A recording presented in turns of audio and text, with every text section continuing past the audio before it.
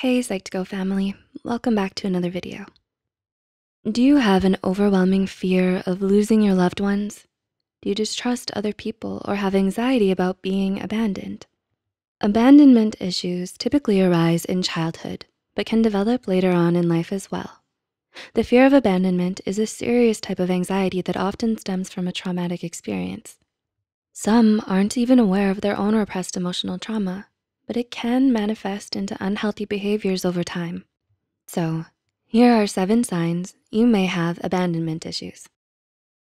1, you're a people pleaser.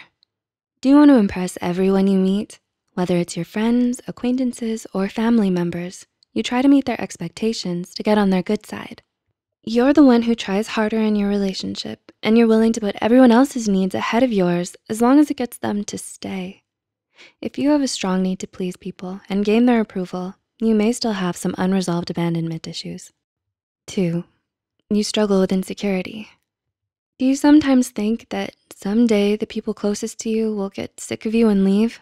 People who are afraid of being abandoned often struggle with feelings of insecurity and inadequacy. Because someone you loved has walked out on you in the past, you've internalized the emotional trauma. You may have wrongly believed that it was your fault that they left. This can result in low self-esteem and a need for constant reassurance. 3, you find it hard to trust people. Do you find it hard to trust others to keep their promises or to be there for you? You wanna be in control of your relationships and know everything that's going on with your loved ones. Because you've been hurt in the past, you have a strong fear of being left alone. In certain cases, it can lead to feelings of unreasonable jealousy, suspicion, and possessiveness over your friends and romantic partners. 4, you're afraid to be vulnerable. Do you feel uncomfortable during moments of emotional intimacy and honesty? Are you scared of getting close to someone or needing them too much? Your deep-seated fear of abandonment may manifest into a fear of intimacy and emotional vulnerability. You may unconsciously sabotage your relationships by pushing people away just as you start to care for them. You may struggle with commitment and act detached and indifferent when you really do care. 5, you look for reasons to leave. Do you always look for reasons to leave in fear of getting too attached to someone?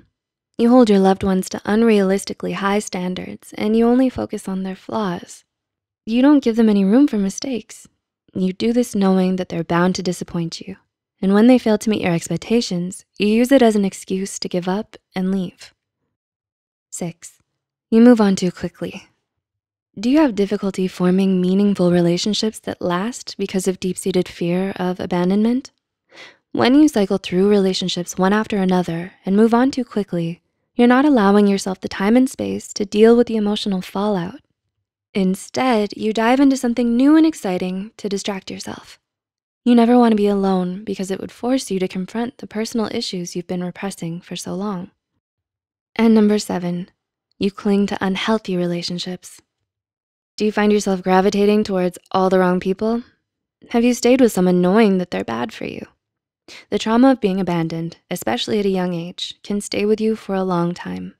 And since we're all hardwired to recreate our early childhood experiences for the comfort and familiarity, your childhood taught you the wrong things about love. It's not uncommon for you to be drawn to people who treat you poorly. Do you relate to any of the signs mentioned here? I know I did. Is the fear of abandonment harming your relationships and keeping you from being happy? Let us know in the comments below. If you found this video helpful, be sure to like and share this video with those who might benefit from it. Don't forget to subscribe to Psych2Go for more videos. Thanks for watching, and we'll see you in the next one.